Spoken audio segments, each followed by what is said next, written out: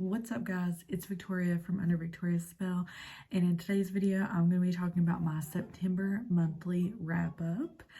And I had a pretty good reading month, so I'm going to hop into all the books that I read this month. So let's hop into it.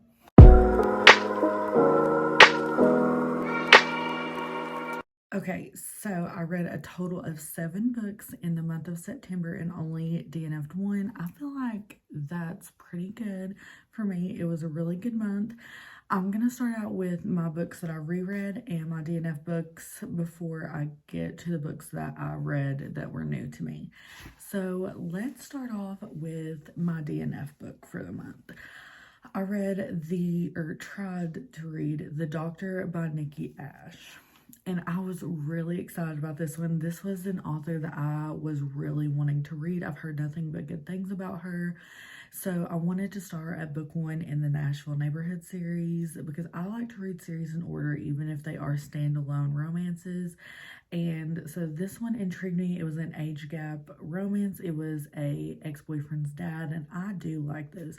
I think those are good. So I was very excited going into this one. And I was 100% let down after chapter 1 and 2. I think I made it to like 26% or 30% into the book before I decided to DNF because I was like, I'm just not enjoying this, and do not read books if you're not enjoying them.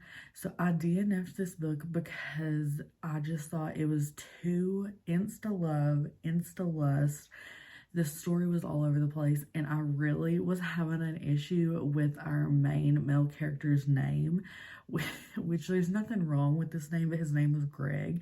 And for some reason, I just couldn't get it in my head that that was like a sexy name. So every time she would like say his name, it would take me out of the scene of what we were in, of whatever. I mean, it didn't even have to be anything sexual, but I was like, this is just like a turn off for me. So I was like, I'm not enjoying it.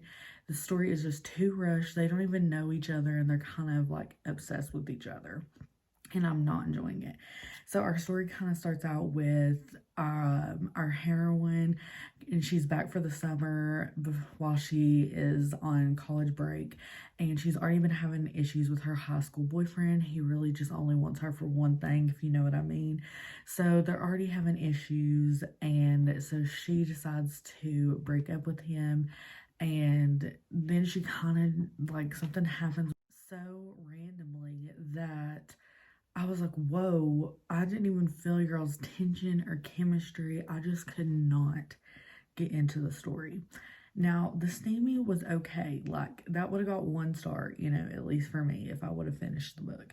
But it just was not working for me, and I'm not going to give up on Nikki Sloane. I do know that some of her other books are better. I still want to read The Frat Boy. That's like the main one that I want to read. So I think I might just skip to that one and see if I want to go back and read the other ones. But this one was just a miss for me. And next, I'm going to talk about my rereads. I did 3 rereads this month, and they're all in the same series. And this is my favorite series. I literally talk about it all the time. But this month I was kind of feeling like I might be getting into a slump, and I really wanted to take one of my own, like how to get out of a reading slump, into like my own personal advice. So I was like, you know what? I really want to reread Broken Bonds by J. Bree. It's one of my favorite series. And so it was like my bedtime book. Like I would put on the audiobook as I was going to sleep. So I was like, I'm just going to listen to those. And I just got enticed in the story. So I read Broken Bonds, which is book 1. I read Savage Bonds, which is book 2. And I read Blood Bonds, which is book 3, all in the month of September. It was my reread. I did not rewrite them. Because I've already rated them all 5 stars, I believe. They're still 5 stars. It's one of my favorite series of all time. I'm not going to talk about it too much because you can probably watch any of my videos and I'll probably at least mention it once. But it is a reverse harem why choose fantasy romance story. I highly suggest it. It's a comfort read for me. It's so good. Definitely helped me get out of my reading slump. Now that we're in the month of September, I feel like it's really encouraged me to read a lot more, that I've been rereading some of my favorite books that I'm like, okay, I want to find some more stories that I love. So it was really nice to just reread or listen on audio to some books that I really, really love. So I read those 3 books in the month of September. And now I'm going to get into the 4 books that I read that are new to me this month that I did not DNF or reread. And the first one is Pucking Wild by Emily Wraith. And this one was so good. This was her new release. It just came out, I think, at either the end of August or, yeah, I think it was the end of August. And this is book 3 in her Pucking series, and I really, really liked this one. I ended up giving it 4 stars. This follows our heroine's best friend from book 1 and one of our other hockey players on the team. And this is just like 2 goofballs put together. This was just like a warm hug reading this. This was all about body positivity. It was about exploring your sexuality. It was just a really beautiful story. And it was about overcoming your self-doubt, and it was just really well written. Emily, the author, I think she does really, really great on really handling topics and really fleshing them out. I thought this was great. The romance, it was amazing. It was definitely forced proximity. It was spicy. It was fun. And it was just everything you could want in a hockey romance. And it wasn't so heavy that like you need a box of tissues. It was more like you need a glass of wine because you're going to be laughing and you just want to know what's going on in the story. So this was 4 stars. I cannot wait for the next book. It's probably going to be next year before it comes out. But she is definitely an author for me that is an auto buy. I've loved everything that she has came out with. So, so good. And the next book that I'm going to talk about is my buddy read that I do with Erica and Autumn every month. This past month, it was Erica's pick, and she picked Even If It Hurts by Marnie Mann.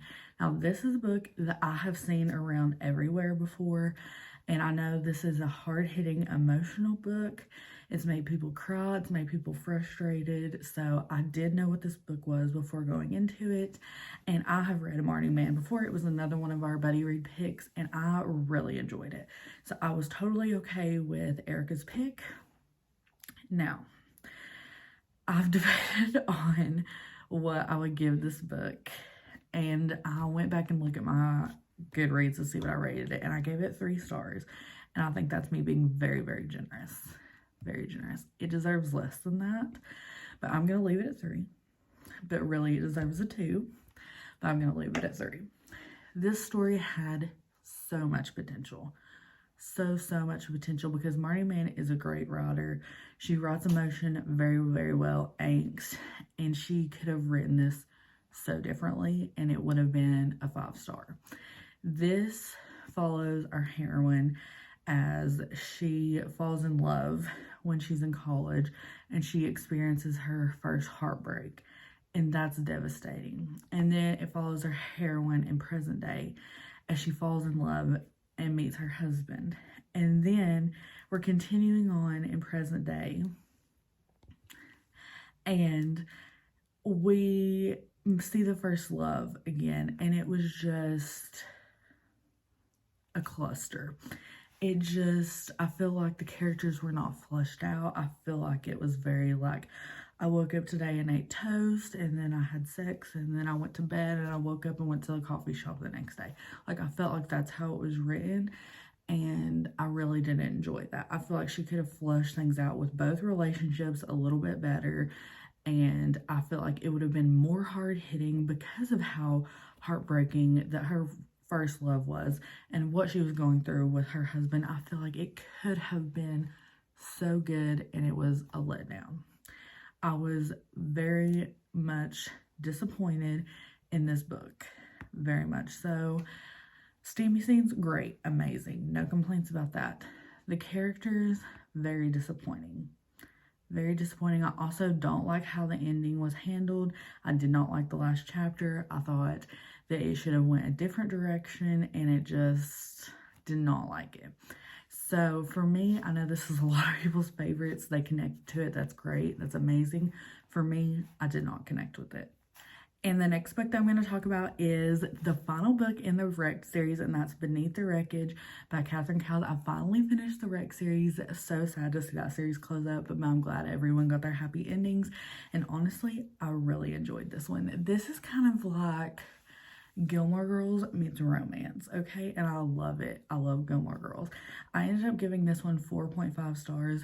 Really, really good. This follows Hunter, and I was honestly waiting for his book like the whole time because I didn't look ahead to see who was each book, but I was so excited to get to Hunter's because I was like, I'm gonna love his story. I know who his little love interest is, at least I thought, and I was so wrong. And this follows our heroine as she is restoring this old historic bed and breakfast like.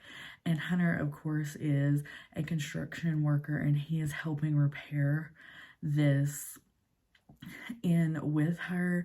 And okay, if you've seen Gilmore Girls, this reminds me of the Dragonfly Inn. If you've seen that, you'll know what I'm talking about. So that's why it gives me Gilmore Girl vibes, because it's also a small town, and it gives me Luke and Lorelai vibes. Anyway, sorry for my small rant. But they're repairing the small inn together. And of course, Catherine Cowles is our small town romantic suspense queen. So we learn at the beginning of the story that our heroine has been coming to this inn since she was young, and unfortunately a tragic accident happens whenever she was there when she was younger, and that's still kind of haunting her to this day as she's redoing this inn, and someone is definitely trying to stop her from finding out more answers. And so of course there's that suspense element, the rebuilding, the chemistry between the characters, the overprotective hero. And the best part, our main heroine has a dog who is just so cute and cuddly, and I just loved every scene that had that sweet little dog in it. It was so good. It was a perfect way to end this series and close it all up. It was so great to see everybody kind of come together at the end, and I was just so happy. I loved the story, and I cannot wait to start my next series by Catherine Cowles. Last book that I'm going to talk about is a recommendation I'm going to say from both of my bookish friends, Erica and Autumn.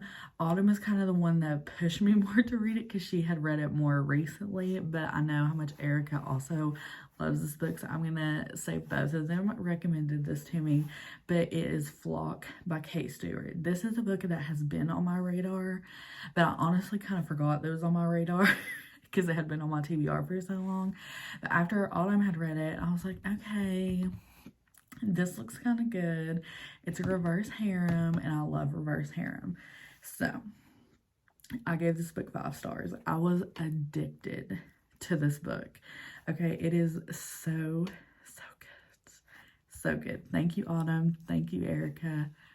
I owe everything to you all. This book was amazing. It's probably going to be on my top 10 of the year. Loved it. This follows our heroine as she's going into a small town to live with her father for a year because she is trying to get some of her money that is owed to her, and she has to work for him for a year. And this is where she meets Sean, who is working there, and they become fast friends. And he's in this when you first meet him, he's in this very weird, like, not gang, but very weird friend cliquish thing where everything is a secret. And that kind of annoys me in books, but in this one I was addicted to it, and I just kept turning the page until I figured out what was going on. And then we meet Dominic. Bad boy Dominic. Oh boy, was he a spitfire. I loved it. You had your fire and your ice, and the chemistry between all of them, it was so good, and it was dramatic, it was toxic, and I normally hate toxic relationships, but this one, it just worked. I loved it, and it was a heartbreaking read. At the end of it, it was heartbreaking. I was like, oh my gosh, this is not what I wanted to happen. And I have to jump into book 2 immediately. I'm still reading book 2 right now. I need to finish it up. but this book, I promise you, when you pick it up, page 1 will grab you and you will not put it down until the very end. 5 stars. If you love a toxic, steamy, aggravating good time, this is definitely the right one for you. All that I have for today, guys. Thank you guys so much for watching. Let me know what you read in the month of September. Let me know what's on your October TBR. I would love to know, and I will see you guys next time. Bye.